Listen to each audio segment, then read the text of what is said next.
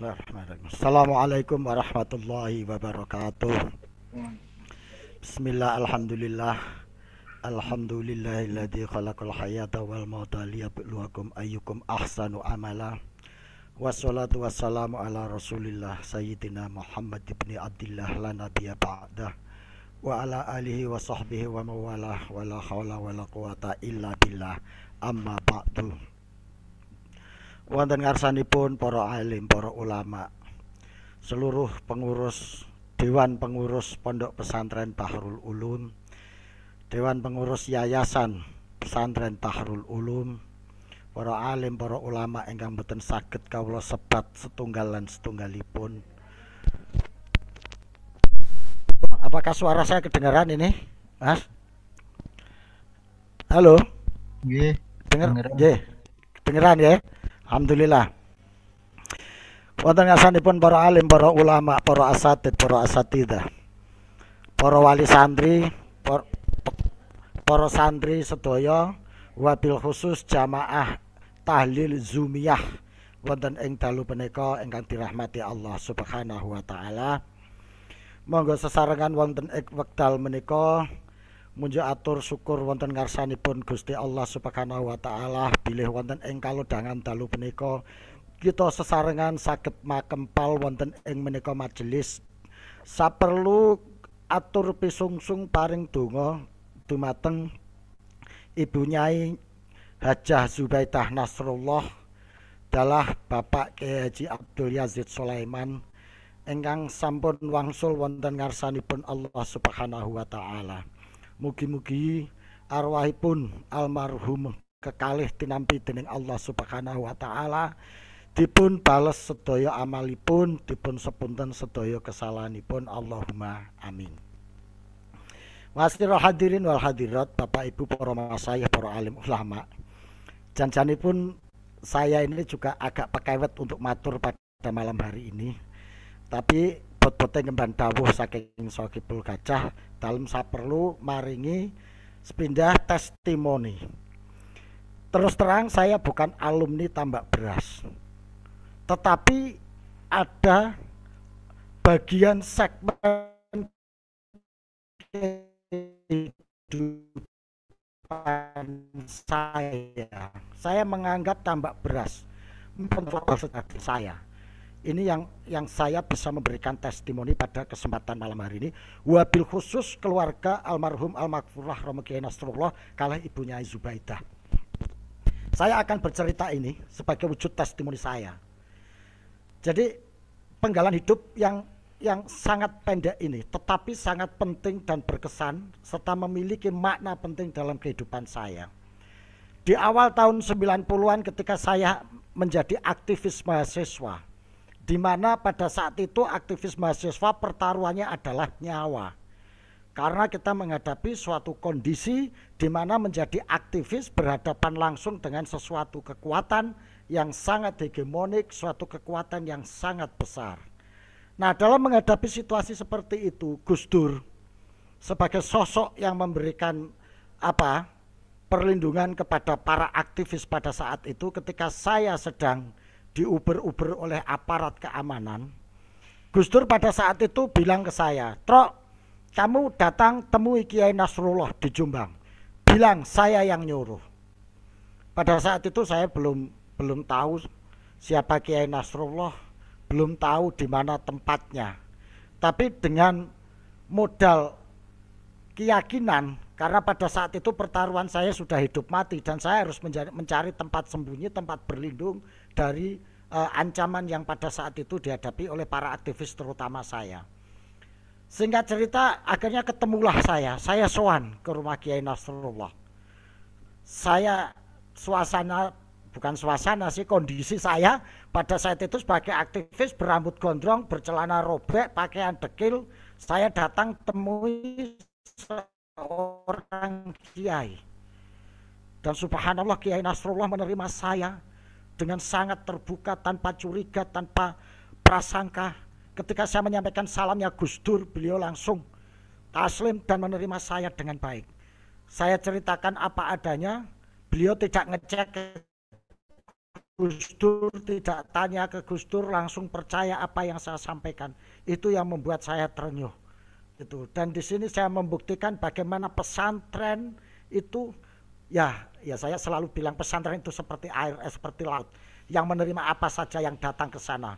Mau air banjir, mau sampah, mau bangkai, semua diterima di pesantren gitu. Tapi biarpun menerima bangkai, menerima sampah, pesantren seperti laut, tidak pernah merubah rasa air laut untuk menjadi berubah. Tidak pernah. Itulah setelah Kiai Nas menerima saya diizinkan untuk tinggal di pesantren itu. Dan saya ingat betul waktu itu Gus Muh menemani saya di kamar atas itu setiap saat gitu. Nah, disitulah Bunyai Zubaidah ngeramut saya dalam persembunyian itu gitu. Saya dikasih makan beliau, dirawat sebagaimana layaknya seorang anak yang butuh perlindungan, dirawat sebagaimana layaknya santri yang sedang belajar. Ini kesaksian saya.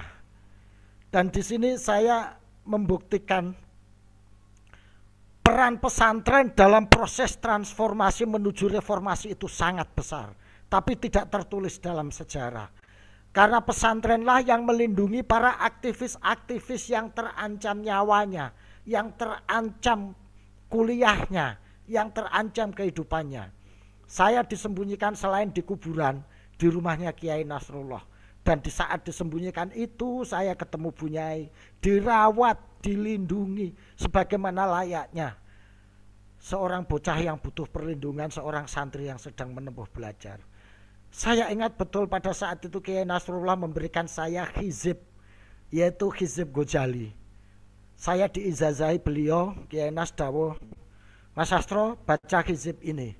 Saya nggak tahu apa hikmahnya apa, maknanya apa. Karena yang dawuh Kiai Nas saya sami'na wa atokna, membaca hizib itu setiap hari, setiap habis sholat asar sama sholat subuh. Dan Bunyai selalu mengingatkan ini saya. Sampai akhirnya Gus Dur datang menjemput saya. Dan sejak saat itu saya sering sowan ke Kiai Nasrullah untuk minta petuah, untuk minta nasihat. Termasuk ketika saya datang, Bunyai selalu menyambut, selalu melayani saya dengan baik, dengan tulus.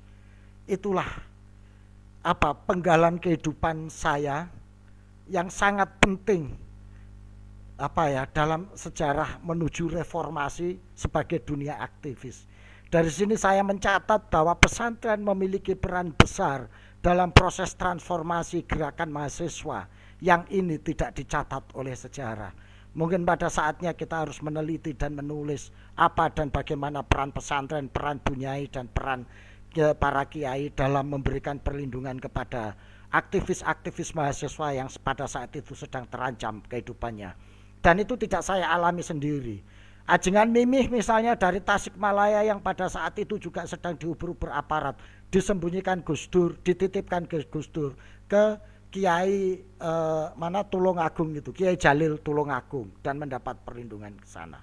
Nah, dalam waktu yang singkat itu ketika saya berhubungan atau saya berada di pesantren itu dan saya bisa melihat, menyaksikan bagaimana Bunyai ini menjadi sosok yang menurut saya istimewa dalam sebuah transformasi ini. Kalau di tulisan-tulisan, di link-link saya melihat Bunyai adalah sosok yang menyintai Al-Quran, tidak lepas wirid, tidak lepas zikir. Tapi bagi saya beliau ini tidak sekedar sosok yang menghafalkan Al-Quran, yang melafalkan wirid, tetapi mentransformasikan ayat-ayat Quran ini dalam kehidupan nyata, dalam kehidupan beliau ini. Terutama dalam penghargaan terhadap kemanusiaan, penghargaan terhadap mewujudkan kemaslahatan bagi sesama. Itu dilakukan secara nyata. Saya yang bukan siapa-siapa, bukan santri di pesantren Tambak Beras, bukan golongan siapapun, hanya seorang aktivis diperlakukan, dihormati sedemikian rupa. Ini merupakan Bunyai menjadi sosok yang mentransformasikan ayat-ayat kauliyah dalam ayat-ayat kauniyah, dalam realitas kehidupan yang nyata. Beliau mungkin tidak mengerti teori ini, bagaimana mendialektikakan ayat kauliyah dan kauniyah. Tetapi ini menjadi praktek hidup, laku hidup. Beliau menghafal Quran, menghafal ayat, tapi tidak sekedar membaca dan menghafal ayat itu.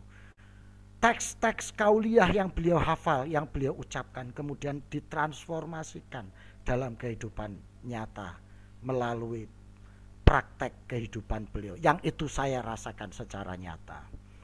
Yang kedua, saya menyaksikan Bunyai ini adalah seorang pendidik yang ulung. Dia dalam konsep pendidikan, kalau di Jawa terutama, ilmu itu kan dibagi tiga, ilmu, ngilmu, kawruh. Kalau dalam bahasa Arab dibagi tiga adalah taklim, tarbiyah, dan takdib. Kalau ilmu itu masih pada kerangka pengetahuan rasionalitas, pada kerangka pengetahuan teoritik. Epistemologinya adalah epistemologi yang rasional positivistik. Kalau ngilmu itu sudah masuk pada kedalaman batiniah, memasukkan aspek spiritualitas. Kalau kawruh itu sudah lebih dalam dari itu, karena kawruh itu diberi oleh Tuhan, nggak ada metodologinya, gitu. Demikian juga ini dipraktekkan ketika taklim. Taklim itu sifatnya masih rasional, pengetahuan. Maka agama itu kalau hanya taklim itu ya levelnya agama sebagai pengetahuan, ngerti hukum, ngerti fikih, ngerti lain sebagainya. Tapi kalau sudah lebih dalam dari itu adalah tarbiyah, pendidik. Karena pendidik ini sudah membentuk nilai, menanamkan nilai, sikap, mental, spiritualitas dalam diri. Itu adalah tarbiyah. Nah, di atasnya lagi adalah takdib, membentuk pemberadaban gitu. Nah, Bunyai ini adalah sosok yang tidak sekedar mu'alim, tetapi juga murabbi. Dengan segala kedekatan hatinya, beliau mendidik dengan hati, beliau mendekatkan dengan hati dan mendidik dengan contoh dan perilaku. Ini yang membuat semua orang, semua santri merasa dekat dan akrab dengan beliau. Ini luar biasa kalau diteoritisasikan apa yang beliau lakukan ini. Jadi beliau punya kekuatan hati, punya kekuatan wisdom yang itu menjangkau melebihi sekat-sekat dari pengetahuan itu yang ada. Kalau Václav Havel punya semboyan power in powerless, kekuatan orang yang tidak punya kekuatan, saya melihat Bunyai ini adalah the power of wisdom. Beliau ini adalah kekuatan kearifan, kekuatan kebijakan yang beliau memiliki ini mampu mengayomi, mampu melindungi, mampu membuat siapa saja merasa nyaman untuk berada sama beliau ini. Nah, inilah saudara-saudara sekalian, Bapak Ibu sekalian, kesaksian yang saya rasakan. Mungkin ini subjektif, tapi ini saya mengalami dan merasakan betul. Ini dari sentuhan hati beliau, sentuhan Kiai Nasrullah, sentuhan Ibu Nyai Zubaidah ini yang saya rasakan, dan itu membentuk menjadi salah satu faktor yang membentuk jalan hidup saya, cara pandang saya dan kepribadian saya. Dan Gus Dur membuka jalan saya untuk menuju pertemuan saya dengan Pak Kiai Nasrullah dan Bu Nyai Zubaidah ini. Inilah Bapak Ibu sekalian hal-hal yang perlu saya sampaikan sebagai testimoni saya. Saya nggak bisa itbak pada beliau karena keterbatasan saya sebagai murid yang pernah ngikut beliau dan pernah belajar beliau. Ibaratnya beliau ini, Bu Nyai Zubaidah dan Kiai Nasrullah ini adalah oase. Beliau ini mata air. Setiap orang bisa nyiduk airnya, bisa meminum airnya, atau menciwuk airnya, menciduk airnya untuk dijadikan pembasuh muka ketika kepanasan, mereguk airnya ketika kehausan. Semua orang mengambil sesuai dengan kapasitasnya. Yang punya timba, yang kapasitasnya timba, bisa menyiduk air dari sini dengan timbanya. Yang punya gayung, menyiduk air dari khazanah keilmuannya, beliau berdua ini dengan airnya. Tapi saya mungkin tidak punya timba, tidak punya air. Saya hanya punya keranjang. Sehingga saya hanya menimba air keilmuan dari Kiai Nasrullah dan Bunyai Zubaidah ini dengan keranjang karena kebodohan saya dan keterbatasan saya. Tetapi saya yakin biarpun saya hanya menciduk air dengan keranjang, saya bisa melihat keranjang saya ini basah. Tidak banyak air yang bisa saya peroleh sebagaimana mereka yang menciduk air dengan timba dan dengan gayung. Saya hanya menciduk air dengan keranjang karena kebodohan saya. Tapi meskipun dengan keranjang ini saya bisa merasakan tetesan-tetesan air yang tersisa di keranjang itu untuk saya reguk dan saya minum sebagai takdim saya, sebagai tabarukan saya kepada Bunyai Zubaidah dan dan Pak Kiai Nasrullah. Dan inilah makanya anak saya berdua-duanya anak saya, karena saya nggak bisa banyak menciduk air ilmu dari beliau berdua. Anak saya titipkan di pesantren Al-Saidiyah, yaitu Selin dan Diza. Diza sudah tamat sanawiyah dari sini, kemudian pindah ke MBE. Selin masih berada di sini kelas 3 aliyah. Saya titipkan di sini. Saya ingin tabarukan kepada kedua beliau dengan menitipkan anak saya di sini. Dan inilah karomahnya, inilah hikmahnya belajar kepada para kiai, belajar kepada para bunyai.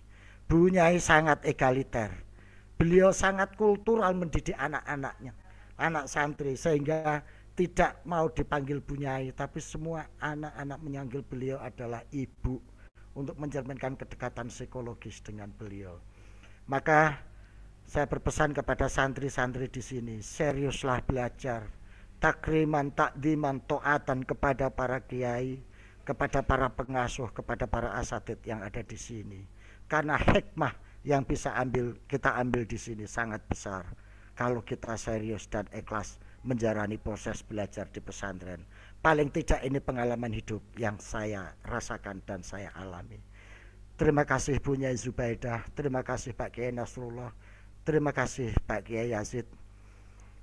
Panjenengan semua sudah mengajarkan saya tentang makna hidup, menunjukkan saya jalan kehidupan, makna hikmah, makna mutiara hidup yang ini bisa menjadi bekal bagi siapa saja kalau menyelami dan mengambil dengan ketulusan dan keikhlasan dan keridhaan. Terima kasih, mungkin ini yang bisa saya sampaikan. Sekali lagi, mungkin saya ada tutur kata yang kurang berkenan, khususipun dumateng para masayih, para punispo, mbok bilih wonten sasar susuripun anggen kula matur, wonten solah bawa ingkang sajak kirang nuju prana, dalem matur sewu gunging panuwun, ing pangajab mugi-mugia sedaya ingkang kita lampahi wonten ing dalem menika donga-donga kita sedaya diijabah dening Gusti Allah, sehingga almarhum almarhumah saged tinampi amalipun lan dipun paringi panggenan ingkang murwat wonten ngarsanipun Gusti Allah Subhanahu wa taala. Akhir qauli hadza astaghfirullahal azim wallahu fi sabilil haq fa idza faraqta fansab wa ila rabbika farghab.